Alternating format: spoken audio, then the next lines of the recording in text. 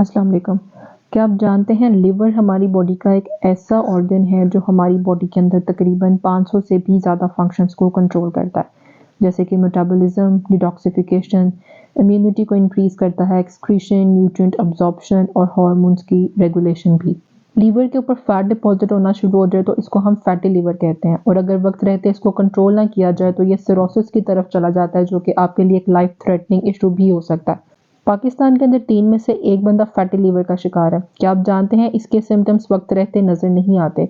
75% से 95% तक आपका लिवर डैमेज हो जाए तो उसके बाद आपको पता चलता है कि आप फैटी लिवर का शिकार हैं। इसका यूजुअली कोई टेस्ट भी अवेलेबल नहीं है। जब किसी और मसले के लिए आप अपना अल्ट्रासाउंड करवाते हैं तो यूजुअली तब जाके इसका डायग्नोज हो पाता है।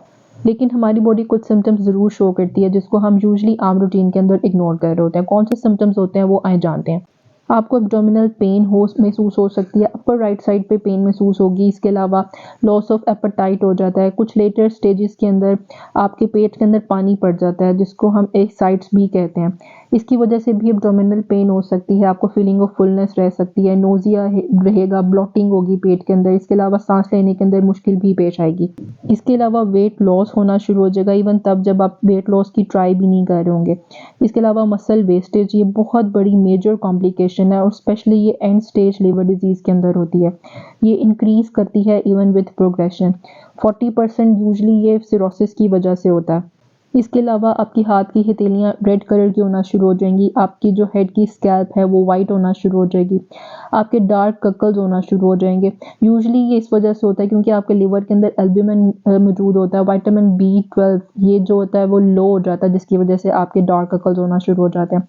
क्रैक्ड हील्स होने लग जाती हैं क्योंकि लिवर के अंदर विटामिन A स्टोर होता है, वो प्रॉपर्ली काम नहीं कर रहा होता। इसके अलावा इची और पेन महसूस होती है आपको, अपने पाँव के अंदर जलन महसूस होगी। आपके नेल्स जो हैं वो वाइट होना शुरू हो जाएंगे पाँव के। इसके अलावा टेम्परेरी न्यूरोलॉजिकल डिसऑर्डर होना शुरू हो जाएगा क्योंकि आपके ब्लड के अंदर बहुत ज़्यादा टॉक्सिन्स हो जाते हैं जो आपके ब्रेन की तरफ ट्रैवल करते हैं।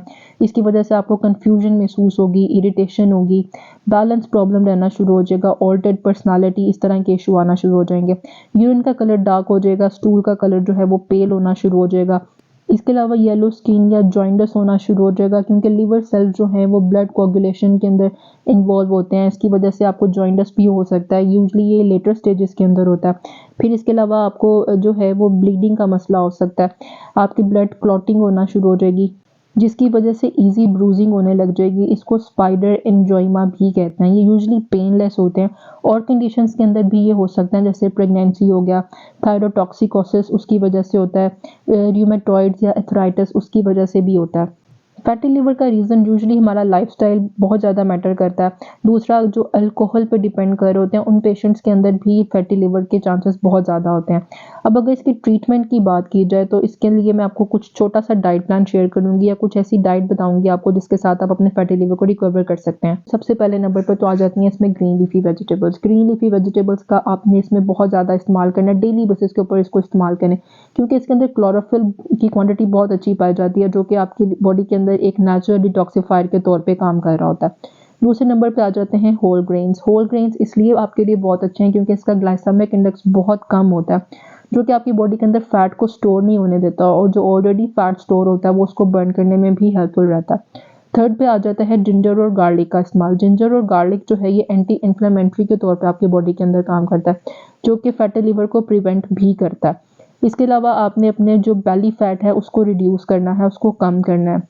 उसके लिए आपको डाइट और इसके साथ एक्सरसाइज करने की ज़रूरत होगी। डाइट के लिए आप लोग मुझसे कॉन्टैक्ट कर सकते हैं, मेरा व्हाट्सअप नंबर स्क्रीन पर चल रहा होगा। क्योंकि इसके लिए स्पेसिफिक डाइट प्लान चाहिए होता है, जैसे कि आपने लो कार्ब डाइट करनी है, मॉडरेट प्रोटीन और फैट्स का इस्तेमाल करना है, इंटरमिटेंट फास्टिंग भी कर सकते हैं आप, प्रोटीन डाइट का इस्तेमाल भी कर सकते हैं। इस सब से आपका वेट रिड्यूस हो सकता है। और मैंने पहले ही आपको जैसे अक्सर अपनी वीडियोस में बताया कि हर इंडिविजुअल का डाइट प्लान जो है वो वेरी करता है, इसलिए आप एक दफ़ा किसी भी डाइटिशियन से लाजमी कंसल्ट कर लें। एक्सरसाइजेस की बात की जाए तो एक्सरसाइज जो है वो आपने 45 मिनट्स तक की एक्सरसाइज करनी है। आपने अपना 10 to 15% तक वेट रिड्यूस करना है। इसके लिए आपने 5 डेज कम से कम वर्कआउट लाजमी करना है। स्वीट्स, ऑयली फूड को आपने बंद कर देना है, जंक फूड को आपने बंद कर देना है, डिटॉक्स जूसेस का आपने ज़्यादा से ज़्यादा इस्तेमाल करना है, आपने अपना मसल मास इंप्रूव करना है। अगर आप प्रोटीन डाइट का इस्तेमाल करेंगे तो उससे आपको काफ़ी ज़्यादा फ़ायदा होगा। इसके अलावा आपने अपने गट को रीसेट करना है, उसके लिए आप प्री और प्रोबायोटिक्स का इस्तेमाल कर सकते हैं।